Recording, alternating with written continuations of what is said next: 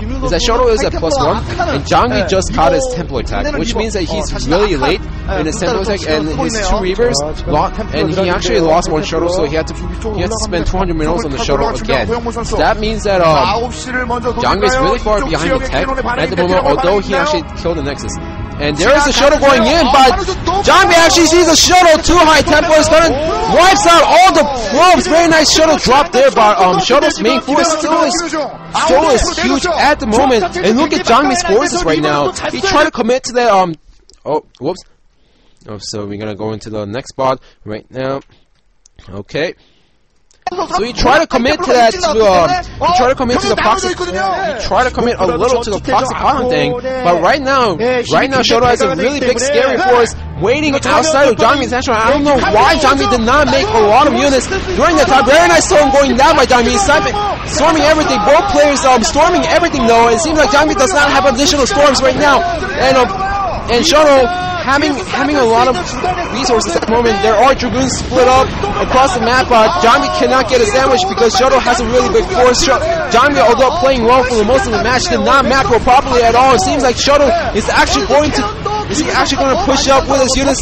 Seems like he might be able to with his lot of Dragoons and Zealots at the moment. There are Arcas in the mix though, and the Arca in the middle line is really dangerous because he could just wipe out all the probes with the splash damage. Jangmi not pulling back the probes, but no, Shoto is going to focus down on the units. Archon by Jangmi actually goes down. Shoto's Archons should go down too, but Shoto actually had 3 Archons. Seems like all the main units by Shoto is gone right now. His units actually, his main force actually got downsized by half the size at the moment. More cells are coming out by Jangmi, so that's going to be able to support the attack. But although Shoto is also sending his cells down, and seems like Shoto has +2. I'm not sure what upgrade Jangmi is at right now, but it seems like Shoto has better upgrades at the moment as Shoto's cells just tearing everything right now. The storms going on the cells, very nice play by Shoto, and all the cells lose the HP. All the cells get wiped out by the last storm. 2 Arcas getting morphed in, so before the Arcas morph in, Jangmi actually needs to wipe out the force, but no, the Arca will morph in, and the Zealots won't do as much damage, so he's gonna need to pull back the probe before the Archon kills all the probes. Seems like Jangmi's natural will go down at the moment. Shoto just pushing up, surrounding the Archon is very nice at the moment, but Jangmi losing his natural at the moment is very crucial because he went up to 4 Nexus, and Shoto right now is also getting his own natural Nexus right now. So Jangmi, although he was slightly ahead for the most of the game, he couldn't macro properly. He got to the tempo attack late, which I was trying to talk about earlier in the game, and it seems like Shoto is gonna try to push up. Jangmi just needs to hold up this attack once and then just macro up, and then go for a counter attack. But it seems like Shoto's pouring every unit in. The Templars all have mana, and is storming everything on his way. Shoto putting down a very nice storm only the enemy units. 2 Dragoons go down. There is 1 more Dragoon out right now, but the Zealots are going to strike them down. Seems like no more additional forces are coming out by Jangmi, so Jangmi does not have any. Does he not have additional resources? Does not. GG! So Shoto, although getting his 12 Nexus sniped down, was able to come back with a lot of macro. Well, he knew what to do with the Dark Templars. He knew exactly what to do, scout around with the Dark Templars instead of trying to harass and then losing into 1 cannon at the natural or the main. So the Dark Templar instead of harassing, just going around and scouting around the map. Very nice play by Shoto because Shoto was playing in the dark, and then after he scouted around, he knew exactly what to do, and then he just went for the big push, and then it worked out. So I actually have more respect for Shoto right now after seeing that match, because seems like Jangmi was slightly ahead for the most of the game, but Shoto knew exactly what to do. Although his Nexus got taken down, he said, you know what, my Nexus got taken down, but it was early in the game, so you know. And it seems like he went for a huge Dragoon attack right now. So if I just hold it off once, and then if I just tech a little bit, then I might be in a better position. So Shoto exactly knew what to do. Went for the temple attack early in the game.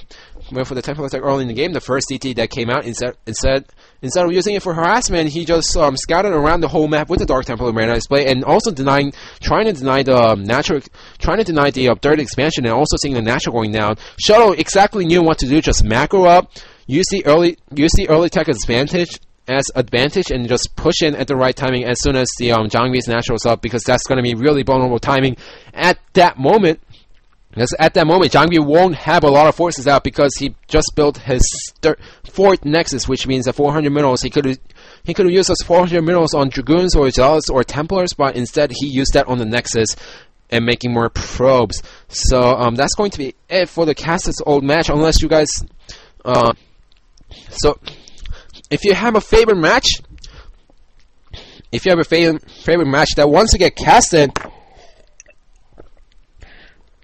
in English, or if you have any old Pro League, MSL, or OSL games that are on the bucket but not casted in English yet, or if you want them casted by me, just send me a PM on Team Liquid, or send me the link to the bot. You could just post that in the comments in the chat thread right now, and then I'll also note it down. And if I like the BOD, I will select it and then cast it right here. If no one submits anything though, I'll cast my favorite matches. Anyways, that's going to be it for the third segment. So I'm gonna try to wrap up the show right now because it's been about 40 minutes, and that's what I try to aim for.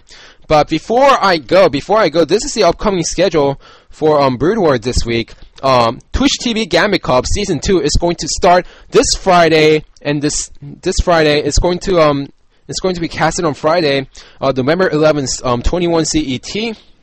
They always go for the CET Central European time, I guess. So they always go for the CET Central European time, and Gambit Cup is Hackle Beast is going to cast both of these matches, and Sale will only cast the Friday match because Sale's a really busy man. Because on Sunday, November 6th, tomorrow, Sunday, November 6th, 21 Central European time, or for Europeans, today at 21 CET, there will be Ghost of Gamer, Ghost of Club Season 1 qualifiers number 3. Remember, if you actually win the match, if you actually win through the tournament, and if you actually place in top 2, then you will qualify for the Ghost Cup Season 1, and you will have a chance to win $100, and you will. And if you do well in that, you will also qualify for Ghost Cup Season 2, and prize pool for that is $500, 5 times the amount of Ghost Cup Season 1. Now, the third is going to be Altitude Nation Wars. Tomorrow there's going to be a Sale casting Altitude Nation Wars between the Team Asian Pacific and Team USA. I haven't posted it up. Actually, not Sale. Hackle Beast is going to cast it. Hacklebeast is going to cast it. I think Sale's gonna cast Ghost of Gamer, Ghost of Cup Season 1 qualifiers number 3, but I'm not completely sure about that. But Altitude Nation Wars, there was one today, and right now, right after this, go into Sale's stream. Right after this, go into Sale's stream, because right now he's casting Canada versus Central Europe at this moment. And for the upcoming week, on Saturday, November 11th, 19 CET, and on Sunday, November 12th, on 1 o'clock CET, they will be casting Altitude Nation Wars week 2. They'll cast most of the matches on Saturday, and for Sunday 1 CET, that'll be the delayed match they play. Probably because Asian Pacific team is slightly away from the Europeans and the Americans, so they have to have one scheduled later during the day in order to accommodate all the players. And remember, Nation Wars is global. It's not just like, Europe versus Europe, Europe versus Europe, Europe versus America, America versus Latin America. It is going global. And thanks for tuning in, guys. This has been Brood War Weekly. If you guys have any comments, suggestions, or anything like that, send me an email to broodwarweekly@gmail.com. Leave a comment in the my thread page on Team Liquid, or leave a comment in the chat box right in the chat on Twitch TV, and I will read all the comments, everything. And I read everything, although I do not respond to all of them. I do read every single comment, and I try to accommodate all the single comments and all the suggestions that you guys try to do. So leave a comment, I'll read it, I promise. But if you want my urgent attention, send me a PM on Team Liquid. If you want your broadcast, send me a PM on Team Liquid. Send me an email at broodwarweekly@gmail.com. And this has been Supernova Maniac, and I'll see you guys next week.